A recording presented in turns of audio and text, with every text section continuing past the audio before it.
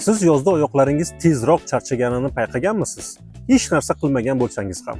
Kechga borib og'irlik hissi, oyoqlarda shish, hattoki og'riqlar ham paydo bo'lishi mumkin va ko'pchilik bu yoz-ku o'tib ketadi deb o'ylashadi.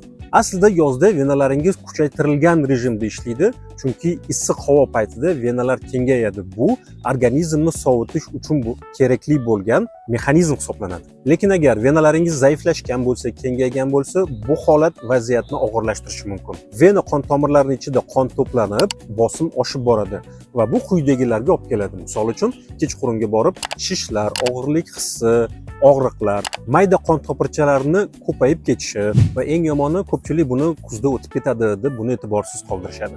Lekin varikoz hech qachon o'zidan o'zi o'tib ketmaydi. Varikoz har doim rivojlanib borib, oxir-oqibat tromboz bilan yoki oyoqlarda yaralar bilan tugashi mumkin. Va aynan yozda juda ham ko'p bemorlar mana shunday asoratlar bilan menga murojaat qilishadi. Shuning uchun varikozni eng oddiy belgilar bo'lsa ham o'z vaqtida mutaxassisga murojaat qilgan ma'qul.